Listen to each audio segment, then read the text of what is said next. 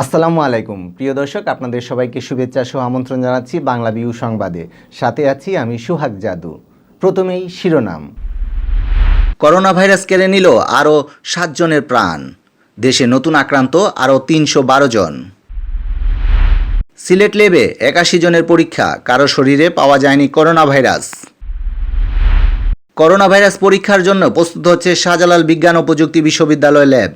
পরীক্ষা শুরু হতে সময় লাগবে 2 সপ্তাহ। ত্রাণের জন্য সিলেট সদর উপজেলার মাহমুদাবাদে ডেকডেকসি হাতে নারী পুরুষের বিক্ষোভ। ত্রাণ না দিলে কাজ দেওয়ার দাবি। 24 ঘন্টায় সিলেট বিভাগে নতুন করে হোম কোয়ারেন্টিনে যুক্ত হয়েছেন 140 জন। মেয়াদ পূর্তিতে ছাড়পত্র পেলেন 182 জন। এতক্ষণ শুনছিলেন শিরোনাম, এবার বিস্তারিত। মহামারী করোনা ভাইরাস দেশে গত 24 ঘন্টায় আরও 7 জনের প্রাণ কেড়ে নিয়েছে। এ নিয়ে ভাইরাসটিতে মারা গেলেন 91 জন।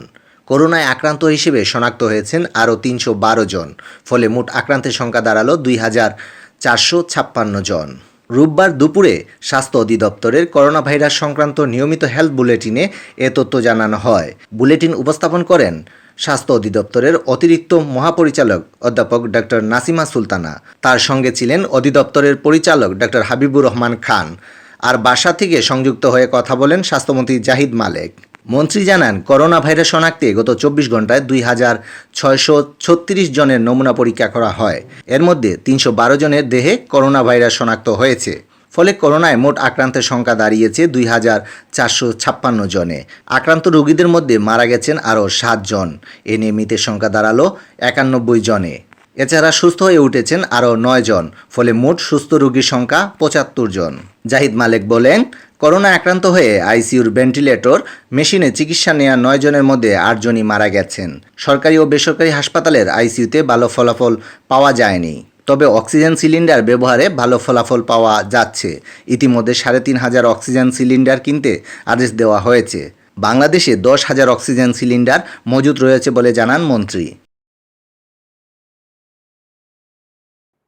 অবস্থার পরিপ্রেক্ষিতে আমরা সিদ্ধান্ত নিয়েছি আরো কয়েকটি হাসপাতাল করোনা আক্রান্ত রোগীদের জন্য প্রস্তুত এখনই করা। সেগুলো হলো মুগদা হাসপাতালকে আমরা প্রস্তুত করছি 500 বেডের, এবং ঢাকা মেডিকেল কলেজ হাসপাতালকে আমরা প্রস্তুত করছি এই করোনা ভাইরাসের জন্য। ইতিমধ্যে আমাদের বিভাগীয় শহরে আমরা করোনা ভাইরাসের জন্য আলাদা হাসপাতাল প্রস্তুত রেখেছি 200 বেডের প্রায় প্রত্যেকটি, যেখানে আইসিইউ ব্যবস্থা রয়েছে, এবং জেলা শহরে 100 থেকে 50টি কোভিড হাসপাতাল প্রস্তুত রাখা হয়েছে। করোনা ভাইরাসের এই দুঃসময়ে সিলেটে আরও 31 ব্যক্তি আপাতত স্বস্তি পেয়েছেন। সিলেট এমএজি উসমানী মেডিকেল কলেজের ল্যাবে তাদের নমুনা পরীক্ষা করে শরীরে করোনার অস্তিত্ব পাওয়া যায়নি। ওসমানী মেডিকেল কলেজ হাসপাতালের উপপরিচালক ডক্টর হিমাংশু লাল রায় জানান, শনিবার উসমানীর ল্যাবে 81 জনের শরীরের প্রয়োজনীয় নমুনা পরীক্ষা করা হয়। পরীক্ষার ফলাফল এসেছে নেগেটিভ, অর্থাৎ তারা করোনা ভাইরাস আক্রান্ত নন। ওসমানীর ল্যাবে গত 7 এপ্রিল থেকে করোনা ভাইরাসের পরীক্ষা শুরু হয়েছে। ইতিমধ্যে কয়েকশো ব্যক্তির নমুনা পরীক্ষা করা হয়েছে। এর মধ্যে সুনামগঞ্জের 2 নারী এবং গোয়াইনঘাট ও জৈন্তাপুরের 2 যুবকের শরীরে পাওয়া গেছে করোনা। করোনা ভাইরাস শনাক্তকরণ পরীক্ষার জন্য প্রস্তুত হচ্ছে শাহজালাল বিজ্ঞান ও প্রযুক্তি বিশ্ববিদ্যালয়। সব প্রক্রিয়া সম্পন্ন করে পরীক্ষা শুরু হতে আরও 2 সপ্তাহ সময় লাগবে বলে জানিয়েছেন বিশ্ববিদ্যালয়টির জেনেটিক ইঞ্জিনিয়ারিং অ্যান্ড বায়োটেকনোলজি বিভাগের প্রধান অধ্যাপক ডক্টর শামসুল হক প্রধান। তিনি জানান, রোববার শাহজালাল বিশ্ববিদ্যালয় করোনা ভাইরাস পরীক্ষার আনুষ্ঠানিক অনুমতি পেয়েছে। বিশ্ববিদ্যালয়ের ল্যাবে প্রয়োজনীয় কিছু মেশিন আছে, তবে আরও মেশিন আনতে হবে। এরপর এগুলো সেট আপ ও সংশ্লিষ্টদের ট্রেনিং সহ সব মিলিয়ে 2 সপ্তাহ সময় লাগবে। তাই চলতি মাসের শেষের দিকে অথবা আগামী মাসের প্রথম সপ্তাহে বিশ্ববিদ্যালয়ের গবেষণাগারে করোনা ভাইরাস কোভিড-19 পরীক্ষা শুরু করা সম্ভব হবে। তিনি আরও জানান, বিশ্ববিদ্যালয়ের 2টি ল্যাবে প্রতিদিন কমপক্ষে 100 নমুনা পরীক্ষা করা যাবে এবং এর জন্য প্রায় 15 জন শিক্ষক কাজ করতে প্রস্তুত রয়েছেন। ত্রাণের জন্য সিলেট সদর উপজেলা টুকের বাজার ইউনিয়নে বিক্ষোভ করেছেন শতাধিক নারী পুরুষ। করোনা ভাইরাস পরিস্থিতিতে অসহায় হয়ে পড়া এসব গরিব লোকজন ত্রাণ না পেয়ে রাস্তায় নেমে আসেন। রোববার ইউনিয়নের মাহমুদাবাদ এলাকায় হাতে ডেকসি নিয়ে বিক্ষোভ করেন তারা। এ সময় তারা ত্রাণ দিতে না পারলে তাদের কাজ দেওয়ার দাবি জানান। বিক্ষোভকারীরা বলেন তারা নিম্ন আয়ের শ্রমজীবী মানুষ। লকডাউনের কারণে তারা কর্মহীন হয়ে পড়েছেন। ঘরে বন্দি অবস্থায় তারা পরিবার নিয়ে মানবেতর জীবনযাপন করছেন। কিন্তু এখন পর্যন্ত তাদের কাছে সরকারি বেসরকারি কোনো ত্রাণ পৌঁছায়নি। তবে ইউনিয়ন পরিষদের চেয়ারম্যান শহীদ আহমদ জানান, সরকারি বরাদ্দ দিয়ে প্রতি ওয়ার্ডে 200 থেকে 250 পরিবারকে ত্রাণ দেওয়া সম্ভব হয়েছে। অথচ প্রতি ওয়ার্ডে ত্রাণ নেওয়ার মতো 2 থেকে 3 হাজার পরিবার রয়েছে।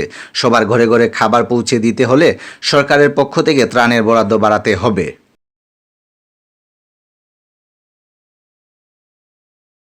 গত 24 ঘন্টায় সিলেট বিভাগে নতুন করে হোম কোয়ারেন্টাইনে যুক্ত হয়েছেন আরও 140 জন।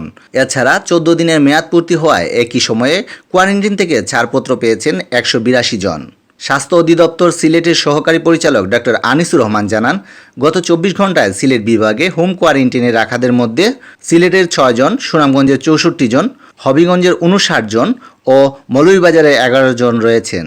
একই সময়ে যে 182 জন ছাড়পত্র পেয়েছেন তাদের মধ্যে রয়েছেন সিলেটের 9 জন, সুনামগঞ্জের 64 জন ও মৌলভীবাজারের 151 জন। স্বাস্থ্য অধিদপ্তর জানায়, সিলেট বিভাগে বর্তমানে হোম কোয়ারেন্টাইনে রয়েছেন 2866 জন। এর মধ্যে সিলেটে 197 জন, সুনামগঞ্জে 1238 জন, হবিগঞ্জে 878 জন ও মৌলভীবাজারের 553 জন রয়েছেন।